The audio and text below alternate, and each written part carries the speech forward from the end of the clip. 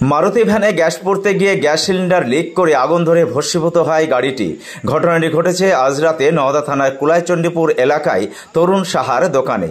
পাটিকাবাড়ির এক প্রতিবন্ধী ভিখারি সকালে ভিক্ষা করতে যাবে, সেই উদ্দেশ্যে আজ রাতে তার গাড়ি চালক গ্যাস পড়তে যায় কুলাইচণ্ডী পাড়ায় তরুণ সাহার দোকানে, আর সেখানে ঘটে যায় এই বিপত্তি। গ্যাস সিলিন্ডার লিক করে ধরে যায় আগুন। গাড়ির বিভিন্ন অংশ পুড়ে ছাই হয়ে যায় বলে গ্রামবাসীদের দাবি।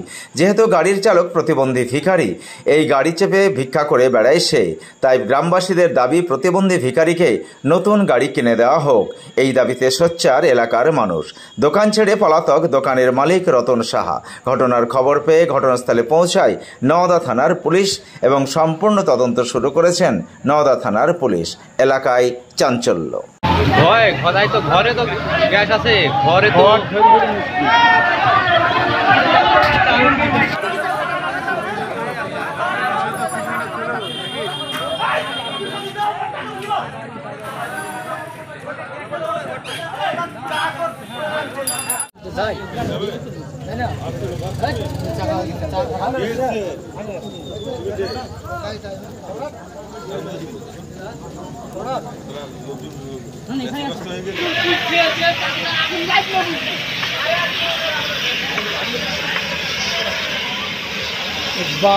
দোকানটা লেগে গেল।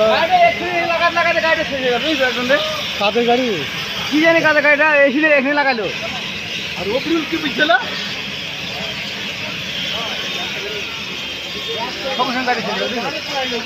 গাড়ি পুরাইলো, গাড়ি পুরাইলো দিয়ে দিতে ওই সাজ। আরে সিলিন্ডারটা যখন খুলিছে না, ঘুম ঘুম করে গাড়ি বেড়াইছে। এখন কে মারবে?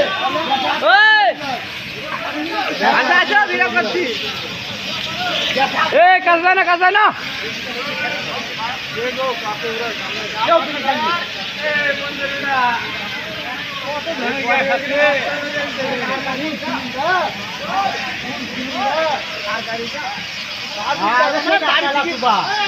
থেকে পুরাইলো গাড়িটা।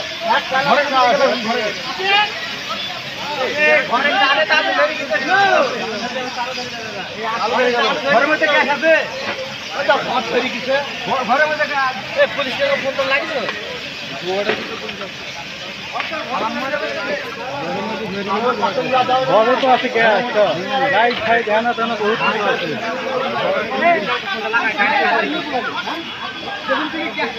আর্থিক লেনদেনে নির্ভরযোগ্য প্রতিষ্ঠান টুঙ্গী সমবায় কৃষি উন্নয়ন সমিতি limited. Registration number 45/20/12/1975। Tungi, Amtala এবং পাটিকাবাড়ি আমাদের তিনটে শাখাতেই savings account, recurring deposit, fixed deposit, MIS, double scheme, জল প্রকল্প, স্যানিটারি ন্যাপকিন, বীজ পাম্প, এছাড়াও সরকারি বিভিন্ন প্রকল্পের টাকা লেনদেন করা হয়।